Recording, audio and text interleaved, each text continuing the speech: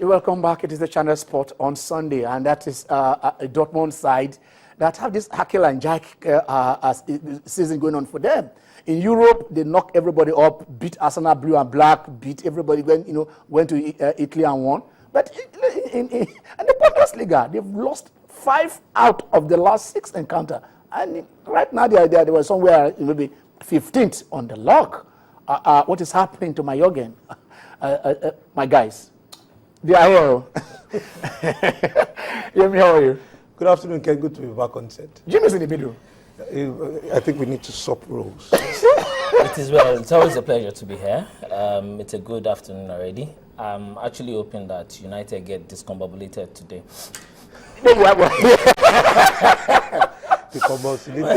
These guys said they don't keep you there. You ask yourself, who are these people? Okay, Jimmy, let's start with you. Let's talk a little bit of tennis. Federer, I mean, he's won the Basel Open, Swiss Open 5 out of 7 times, and he's in the final today again. It's not supposed to be a surprise. It's his own tournament. It's his own event. This is someone that's proven that this season has been very imperious. A lot of people actually didn't give him the chance to do this well. And you consider the fact that in 11 finals, 9th consecutive final, he's been able to do it once again. That tells you the magic about the man. Can it be Goffin? Well, you see, David, who is Goffin? I mean, in the world of tennis, it's not supposed to be expected that you see a Goffin defeat Roger Federer. But if he does do it, fine. But Roger Federer is always up there, always up to the task. We have to be very delighted with what he has come up with this season. Novak Djokovic has been very imperious also this season. You had a lot of people with the Jekyll and Hyde traits this season. Andy Murray, for example, almost nowhere to be found. He's struggling. Towards the end of the year, he's struggling. You expect that at a point in time, he was going to go into the top 3, but now is hovering between the position 7 and position 9, which is not too good for him, especially when you consider that at a point in time, he was one of the top 4. But now when you talk about top 4, you can't call Andy Murray one of the top 4. Okay, I like you. The detail I like about your analysis is, Federer is so fantastic, but you are an analyzer, and I love that. Let's come to you. Simona Halep. I mean, here is a lady that had the option of sending Serena out. She knows Serena is the threat. She has beaten Serena 6-0, 6-2. I mean, all she knew is don't allow Ivanovic to pick any set, and that's it. She went on to beat Ivanovic, and right now she's also in the final to face Serena today. I mean, what do you see her repeating that? Beating Serena for an encore? It is not impossible, going by the fluctuating, the fluctuating form of Serena Williams. We saw what happened against Karolina Wozniacki in the semi-final. The first set, Serena got so bitter with himself that he smashed she smashed her own racket, getting a warning from the umpire in the first set. Yes, she came through the second set and did so well in winning the game.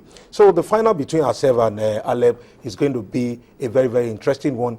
But Halep should, again, not just dismiss Serena Williams, because on the day you feel she will not come to the party, that is when she comes out most strongly. So it's going to be a very, very interesting game. Halep, for me, will still be the underdog in this, because if she defeats Serena, it will be something not unusual, but again, she's done it before. But going by Serena, the stature of Serena, her worst defeat in 16 years. In 16 years, no doubt about that. She was a teenager. Exactly. She actually broke her record. But again, Serena is a fighter. She's a kind of a tennis player that struggles for every point, struggles for every set and every match. And she said she's coming there to play out our best on that night. And again, Ken, I must point out that for professional men tennis, these are interesting times. And the fact that people are struggling to qualify for the top 8 so that they can make it to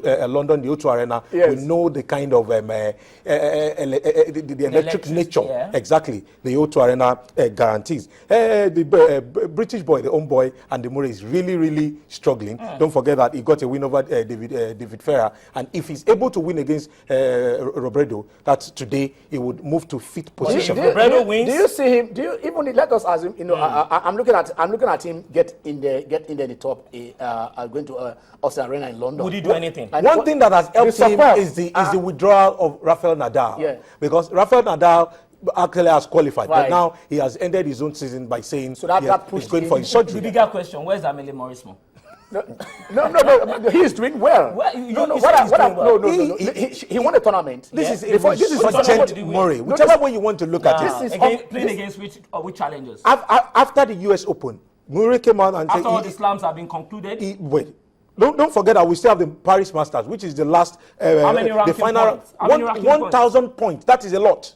1,000 points, Paris Masters. So if he wins today against Robredo, he moves to fifth position. Yeah. But the bad part of it is that he's been drawn in a group for the Paris Masters that is quite difficult, tough, yeah. quite tough. We have the likes of Djokovic and Federer in that particular. He can always beat Federer.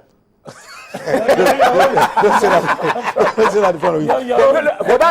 You see, then again, one other interesting part is the fact that Yes. the other players, Federer and Djokovic, are looking who will end the year as number one. All right. They are going to Paris with That's 1,000 tough. points. That's Okay, That's we a can very start tough taking the calls. That's a We tough can call. take some the last segment of this show. We can start taking the calls now. You'll be part of this. What is happening yesterday? We saw the debut of world football, where using Jimmy's word, Real Madrid came from behind to discombobulate Barcelona. And the unbeaten run. And they are beaten run by 3 solid goals. So today, do you also see maybe United doing same to Chelsea? You mean Chelsea Can doing they same to stop? United? Can they? No. I mean, Barcelona went to Madrid with an unbeaten run. Yeah. So that is what I'm. Is it Exactly. possible? Is Exactly. it possible? Can they do that, or do you see Mourinho having one over his mentor, over his tutor, over his lecturer, over the guy who said The yes, master you and can coach, apprentice. the master and the apprentice. Now the apprentice is one of the best coaches in the world. there's a role There are no reversal now. mind games here and whatever. But the tough of Manchester by 5 p.m. today will start crying.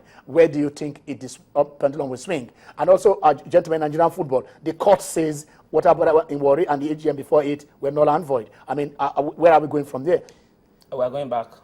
We are going back to the same anomalous situations that we had already found ourselves in years ago.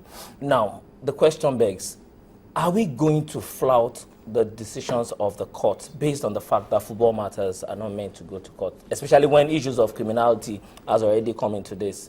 These are issues that will always pop up. Now, the question will beg, what else is the Ministry of Sports doing about this? I think that this is time that we need to take decisive action. Where do we want to take Nigerian football to? If we are going by the order of the court, that means there still is a problem. There's a lacuna somewhere that must be exploited. But then again, what do we really want? The structures are not right. Let's tell ourselves the truth. What is the House of Representatives doing about the readings? Rotimi is joining us. Hello, Rotimi. Hello. Good afternoon, Rotimi. How are you? Now the guys, I'm fine. Yeah. So the Falconets tried to salvage some respect for us. The Falcons. The Falcons. The Falcons who are, they are the mamas, not the babies. Who. Yeah. So they are doing what the men can do. Yeah. Okay. And then Federa and Rafa, who is the greatest? Ten. You want to put right in my mouth, Adi? I am not answering that. You can't tempt me. Rotimi, please. Don't tempt me. Go on. Answer your question. Because we need to look at the passion and skill. Okay.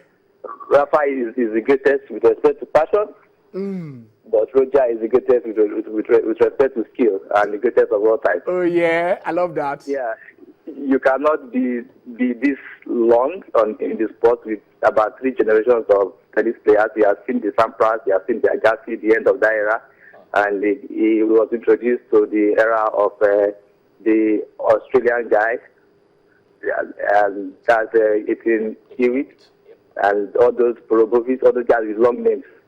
And then the era of Nadal and now the era of Dimitrov around it. the era of The new generation. Dimitrov, and he's still facing. So for me, the fact that he plays the sport with some flair, without so much energy, and he makes sport so interesting for. Thank you, Rotimi. Thank you. Thank you, Rotimi. Please, who is going to win? Are you following football too? Introduced to tennis. You are into tennis alone. Has made me stay. Thank you. Rotimi, let us score. Thank you very much. I love that, Rotimi. Thank you. I love your contribution. Somebody, a Federal guy, is so happy. Very delighted. He's a Jimmy Moore.